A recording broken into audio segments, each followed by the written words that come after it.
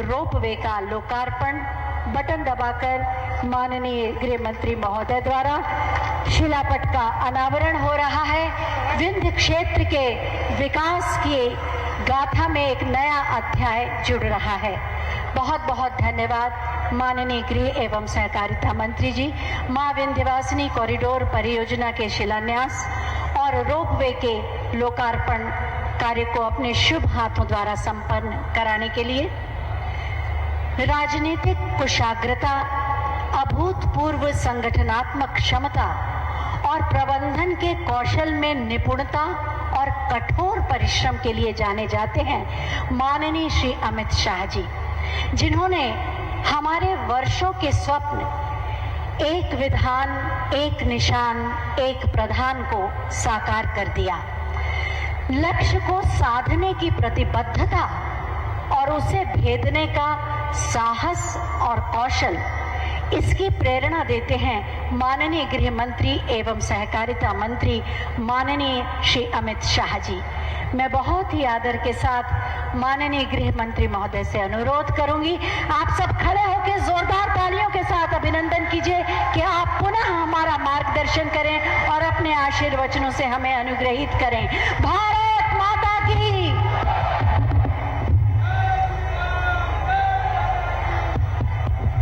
मेरे साथ बोलिए, भारत माता की। क्यों भाई, पूर्वांचल वालों की आवाज को क्या हो गया है? दिल्ली में मोदी जी तक आवाज जानी चाहिए कि मिर्जापुर में भाजपा वाले इकट्ठा हुए हैं। मेरे साथ दोनों हाथ उठाइए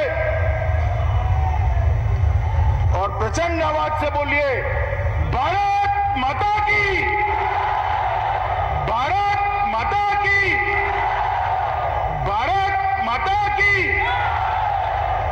मंच पर उपस्थित उत्तर प्रदेश के यशस्वी और लोकप्रिय मुख्यमंत्री श्रीमान योगी आदित्यनाथ जी, मोदी जी की मंत्रिपरिषद में मेरी सहयोगी, यहां की लोकप्रिय सांसद, अपना दल की नेत्री बहन अनुप्रिया पटेल जी, हमारे भारतीय जनता पार्टी के अध्यक्ष और मेरे मित्र श्री स्वतंत्र देव जी, डॉक्टर नीलकंठ तिवारी जी, रमाशंकर सिंह पटेल जी, श्रीमान राम सकल जी, यहाँ के स्थानीय विधायक पंडित रत्नाकर जी, श्रीमती बाची स्मिता जी, अनुराग सिंह जी, राहुल प्रकाश जी, उपस्थित सभी अधिकारीगण और सबसे महत्वपूर्ण आज के कार्यक्रम के केंद्र बिंदु, यहां पर पूरे मिर्जापुर से आए हुए मेरे प्यारे भाइयों और बहनों को मैं प्रणाम करता हूं।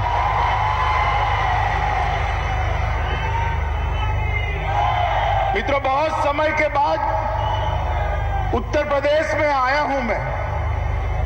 कोरोना के कारण कार्यक्रमों पर बैन लग गया, उत्तर प्रदेश में आना जाना कम हो गया, मगर जब आता हूं तब लगता है कि मेरे ही घर में आया हूं, ऐसा हमेशा लगता है। उत्तर प्रदेश के अंदर 2013 से 2017 तक और बाद में 17 से 19 तक उत्तर प्रदेश के चप्पे चप्पे पर घूमने का सौभाग्य मां विंध्यवासिनी ने मुझे दिया है। सैकड़ों कार्यकर्ताओं, हजारों कार्यकर्ताओं की फौज के साथ मिलकर पोस्टर लगाने से लेकर मोदी जी की बड़ी बड़ी रैलियों को आयोजित करने का सौभाग्य भी मुझे मिला है। और मित्रों, ये यही उत्तर प्रदेश है जिसको यश जाता है 2014 में पूर्ण बहुमत की पहली भारतीय जनता पार्टी की सरकार बनाने की। यही उत्तर प्रदेश है जिसको यश जाता है सर्वाधिक सीटों के साथ देश भर में 300 सीटों के साथ भारतीय जनता पार्टी की सरकार बनाने का। और यही उत्तर प्रदेश है जिसको यश जाता है 2019 में फिर से एक बार नरेंद्र मोदी जी को प्रधानमंत्री बनाने का। और इसीलिए मोदी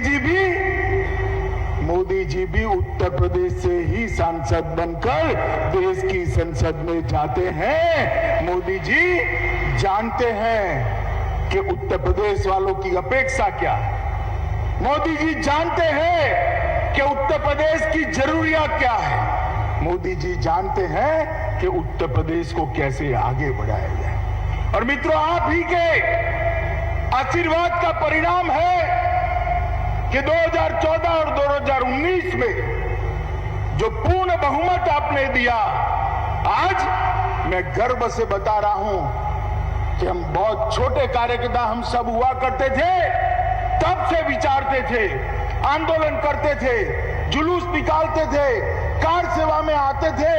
कई लोगों ने लाठियां खाई, गोलियां खाई, कई पीढ़ियों तक संघर्ष 550 साल से चालू रहा कि अयोध्या में रामलल्ला का मंदिर कब बनेगा, कब बनेगा, कब बनेगा। और आप सबने आशीर्वाद दे दिया। मोदी जी ने राम जन्मभूमि ट्रस्ट न्यास की स्थापना की और कुछ ही समय में देखते देखते देखते आकाश को छूने वाला रामलल्ला का भव्य मंदिर अयोध्या में बनने की शुरुआत हुई। पहले कुंभ को रोकने की बातें होती थी, यही उत्तर प्रदेश था। कुंभ होता था, कई लोग गिरकर मर जाते थे, अव्यवस्थाएं होती थी। आज योगी जी की सरकार बनी है। मैं मेरे जीवन काल में गत कुंभ के अलावे सब कुंभ में गया। जब से समझ आया सब कुंभ में गया हूं। प्रयागराज के कुंभ जैसी व्यवस्था मैंने मेरे जीवन में नहीं देखी। बहुत छोटा था तब दादाजी काशी विश्वनाथ के दर्शन करने आए थे, लेकर आए थे, समझ भी नहीं थी मैं कहां आया। बड़ा हुआ फिर भी आता रहा। उत्तर प्रदेश का प्रभारी बनाने को अनेक बार आया, मन उदास हो जाता था बाबा का दरबार देखकर। मगर मैं आपको कहता हूं कि हमारे जीते जी बाबा का भव्य दरबार देखने का सौभाग्य हम सबको मिलने वाला है। भगवान काशी विश्वनाथ ये ज्योतिर्लिंग अपनी शान के हिसाब से, लोगों की श्रद्धा के हिसाब से, इसके महिमा के हिसाब से न बन रहा है। अब किसी को मां गंगा का जल लेकर बाबा पर अभिषेक करना है तो घूम कर जाने की जरूरत नहीं पड़ेगी। इसी प्रकार का निर्माण की शुरुआत, ब्रज तीर्थ का विकास हो, चित्रकूट धाम हो या अयोध्या में भव्य दीपोत्सव महोत्सव करना, हर परंपरा को भारतीय जनता पार्टी की योगी सरकार ने पुनर्जीवित कर लोगों की बरसों जूनी इच्छा की प्रतिपूर्ति की है। लोगों के मन में कई बार होता था ये सरकार किसकी, क्यों हमारी नहीं सुनती, क्यों हमारी आस्थाओं का सम्मान नहीं होता, क्यों मां विंध्यवासिनी के दर्शन करने हैं तो बहनों को जाने में तकलीफ पड़े, इतनी भीड़ के बीच में से जाना पड़ता है, क्यों यहां भव्य कॉरिडोर नहीं बनता है, क्यों त्रिकोण परिक्रमा करने के लिए जिनकी वय हो गई है उनके लिए रोपवे की व्यवस्था नहीं है, यात्रा अधूरी रह जाती थी। 60 के हो गए, 70 के हो गए, 75 के हो गए, तीनों मां का दर्शन नहीं हो पाता था क्योंकि ऊपर चढ़ने की व्यवस्था नहीं थी। आज मां विंध्यवासिनी का भव्य कॉरिडोर का भी भूमि पूजन हुआ है और रोपवे का लोकार्पण भी आज हुआ। अब किसी श्रवण को अपने बूढ़े माँ बाप को लाना है तो कावड़ की जरूरत नहीं है, रोप में बिठाकर त्रिकोण परिक्रमा पूरी करा सकता है। और ये व्यवस्था है।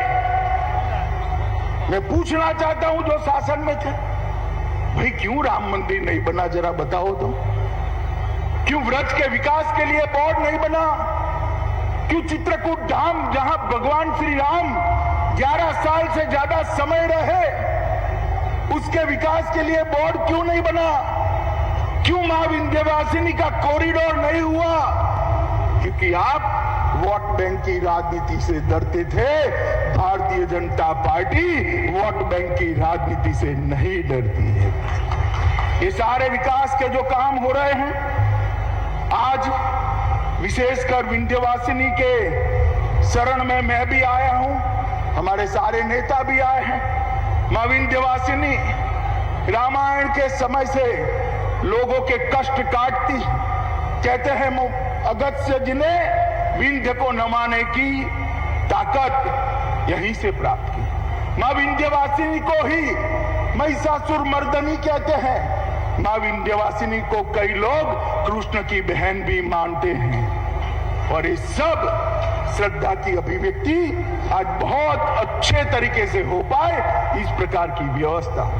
ये मां जो यहां विराजमान है, उसमें चारों वेदों का वास है। ब्रह्म मुहूर्त में मां का बाल स्वरूप का दर्शन होता है, मध्याह्न में युवा स्वरूप का दर्शन होता है, शाम में मां प्रौढ़ स्वरूप में दिखती है और चौथे रूप में देर रात को वृद्ध स्वरूप में दिखाई पड़ती है। आज मैं मध्याह्न में दर्शन कर आया हूं। कहते हैं जो मध्याह्न में विंध्यवासिनी की प्रार्थना करता है, उसको अर्ध की प्राप्ति होती है। और मैंने वहां पर उत्तर प्रदेश के सुख और स्वास्थ्य की वृद्धि के लिए मन से मां विंध्यवासिनी को मैं प्रार्थना कर आया हूं।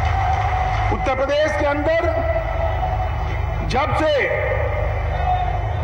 भारतीय जनता पार्टी की सरकार बनी, योगी आदित्यनाथ जी इसके मुखिया बने, ढेर सारे काम हुए। और आज यहां पर मंदिर पराकोट का निर्माण, परिक्रमा पथ का निर्माण, रोड व मैग्नेट मेन गेट की व्यवस्थाएं, मंदिर के गलियों के फसाद ट्रीटमेंट का कार्यक्रम, मां विंध्यवासिनी को आने जाने वालों को जोड़ने का, रोड जोड़ने का कार्यक्रम, विंध्याचल मेरा परिक्षेत्र में पार्किंग, शॉपिंग सेंटर, कई प्रकार की व्यवस्थाएं आज यहाँ पर शुरू होने जा रही है। मैं योगी जी को हृदय से बधाई देता हूं कि सभी वयस्क यात्रियों को, देश भर के यात्रियों को आपने जो ये आज रोपवे बनाया है, वो किसी श्रवण को कावड़ उठाने की जरूरत नहीं रहेगी। वो अपने माँ बाप को लेकर यात्रा करा पाएगा। मित्रों, जब से मोदी जी की सरकार बनी, गरीबों, पिछड़ों, दलितों, आदिवासियों के लिए इस सरकार ने ढेर सारा किया। अभी बहन अनुप्रिया ने कहा, मोदी जी ने अभी बहुत बड़ा एक फैसला लिया है। देश में जितनी भी स्नातक और अनुस्नातक, एमबीबीएस, एमडी और एमएस की सीटें थी, वो सभी केंद्र कोटा की 25% सीटों के अंदर ओबीसी के लिए 27% और गरीबों के लिए 10% रिजर्वेशन की व्यवस्था भारतीय जनता पार्टी ने की। हमेशा ओबीसी मतदाताओं के, पिछड़ों के वोट लेकर राज करने वाली कांग्रेस और स्थानीय पार्टियां कभी इसके कल्याण के लिए काम नहीं की। मोदी जी ने उनके लिए आयोग बनाने की बात करी। मोदी जी आज इनके लिए रिजर्वेशन भी ला रहे हैं और अन्य बिन आरक्षित जातियों के गरीब बच्चों के लिए भी 10% रिजर्वेशन की शुरुआत की। मोदी जी ने इस देश के समग्र जनता जो 18 साल से ऊपर की आयु है, उसको मुफ्त में कोरोना का टीका देने की व्यवस्था भी भारतीय जनता पार्टी की नरेंद्र मोदी सरकार ने की। और जून महीने से दीपावली तक, अक्टूबर तक 80 करोड़ लोगों को प्रति व्यक्ति 5 किलो अनाज मुफ्त में देने की योजना भी भारतीय जनता पार्टी के प्रधानमंत्री नरेंद्र मोदी जी ने की है। मैं मानता हूं इससे बड़ा कोई काम नहीं हो सकता। कोरोना के कारण ढेर सारी परेशानियां हुई और इसका एक सरल रास्ता था कि देश की 80 करोड़ जनता को 6 माह तक मुफ्त में राशन देकर उन पर उनका बोझ कम कर दिया जाए। मित्रों, उत्तर प्रदेश सरकार ने हाल ही में 4 साल पूरे किए और मैं सच अर्थ में कहता हूं, मेरी पार्टी के मुख्यमंत्री है इसलिए नहीं, हमारे चुनाव घोषणा पत्र को पूरा पढ़कर उसकी एडमिनिस्ट्रेटिव व्यवस्था कर चुन कर एक एक वादे को पूरा करने का काम श्री योगी आदित्यनाथ ने किया है। 5,50,270 करोड़ का बजट रखा। योगी जी ने $1 ट्रिलियन की अर्थव्यवस्था का लक्ष्य रखा है और मुझे विश्वास है आपका आशीर्वाद फिर से मिलने वाला है और मोदी जी की 5 ट्रिलियन का लक्ष्य भी पूरा होगा और योगी जी का $1 ट्रिलियन इकोनॉमी का लक्ष्य भी पूरा होने वाला है। और मोदी जी ने जो गरीब कल्याण की योजनाएं बनाई है उसमें से 44 योजनाएं ऐसी है जिसके क्रियान्वयन में उत्तर प्रदेश सब सरकारों में देश भर में नंबर 1 है, नंबर 1 है। मित्रों, आज मैं इतना ही कहना चाहता हूं, कोरोना की 2 लहरें आई, 22 करोड़ से ज्यादा आबादी, पूरे यूरोप से ज्यादा आबादी रखने वाला है उत्तर प्रदेश। योगी जी ने परिश्रम, मेहनत, सूझबूझ और अपनी वहीवटी क्षमता का, एडमिनिस्ट्रेटिव ताकत का परिचय कराते हुए जो कोरोना प्रबंधन किया, उत्तर प्रदेश को उन्होंने लगभग कोरोना मुक्त करने का काम किया। सबसे ज्यादा वैक्सीनेशन यहीं पर हुई और सबसे ज्यादा टेस्टिंग भी यहीं पर हुई, सबसे ज्यादा बेड का निर्माण यहीं पर हुआ है। 1,80,000 कोविड बेड की उपलब्धता करी, 541 ऑक्सीजन प्लांट बनाने का काम चल रहा है, 194 बन गए हैं। बच्चों के लिए निःशुल्क दवाई किट देने का काम किया और निराश्रित बच्चों के लिए मुख्यमंत्री बाल सेवा योजना की शुरुआत की और उत्तर प्रदेश के हेल्थ इंफ्रास्ट्रक्चर हमने लिखा था हर 2 जिले के बीच में एक मेडिकल कॉलेज बनाएंगे। अखिलेश जी हमारी मखौल उड़ाते थे, कहां से बनाएंगे? अखिलेश जी अभी तो 4 साल हुए हैं, मैं हिसाब देता हूं आपको, आप 10 छोड़कर गए थे, 40 की व्यवस्था योगी जी ने कर दी है, हमारी वादा पूरा हो रहा है। मित्रों, केंद्र सरकार ने 23,000 करोड़ रुपए का हेल्थ इंफ्रास्ट्रक्चर का जो पैकेज घोषित किया है मोदी जी के निर्णय के बाद, उसका सबसे बड़ा फायदा यूपी को होने वाला है। मित्रों, आज यूपी मेक इन इंडिया में इन्वेस्टमेंट की सबसे पहली पसंद बनता जा रहा है और लगभग 3.5 लाख करोड़ से ज्यादा इन्वेस्टमेंट भूमि पर उतारने का काम भी उत्तर प्रदेश ने किया है। और ये माफिया जो घूमते थे या नहीं घूमते थे? बताओ भाई, घूमते थे या नहीं घूमते थे? जोर से बोलो, घूमते थे या नहीं घूमते थे? कोई दिखाई पड़ता है क्या? हिम्मत है किसी की? उत्तर प्रदेश को दंगा मुक्त करने का काम भारतीय जनता पार्टी की सरकार ने किया है। उत्तर प्रदेश को माफिया मुक्त करने का काम भारतीय जनता पार्टी की सरकार ने किया है।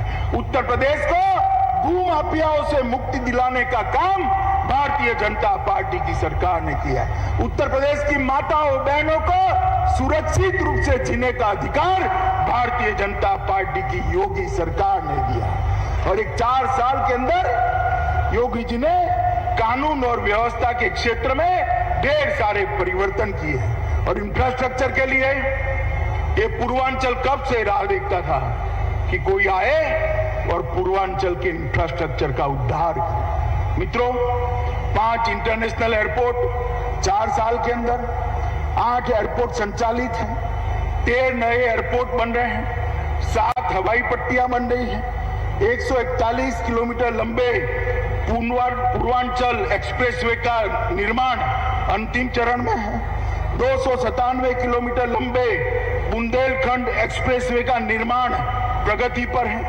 594 किलोमीटर लंबा गंगा एक्सप्रेस, इसका भूमि अधिग्रहण चल रहा है।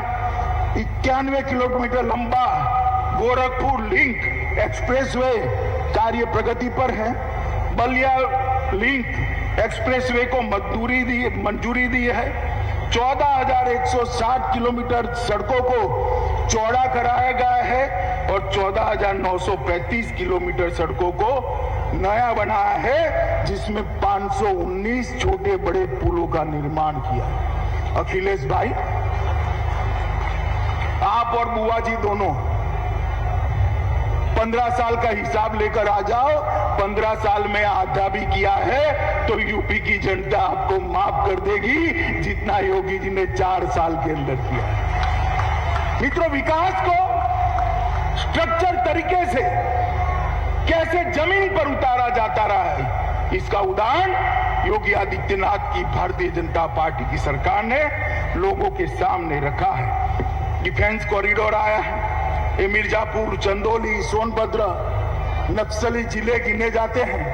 अभी मैंने रिव्यू करा है और मैं गर्व के साथ कहता हूं, मिर्जापुर, चंदौली और सोनभद्र तीनों नक्सलवाद के प्रभाव से पूर्णतया मुक्त हो चुके हैं। नक्सलवाद को भी समाप्त किया गया है। 1574 करोड़ की माफियाओं की संपत्ति जब्त कर ली गई है और लूट, डकैती, हत्या, ये सब में 50% से लेकर 28% की कमी दर्ज की गई। मित्रों, ये तभी होता है कि इसके पीछे कोई पवित्रता से लगे, अपनी जाति की नहीं देखते हैं। ये भारतीय जनता पार्टी की सरकार है, अपने परिवार का नहीं देखा जाता है।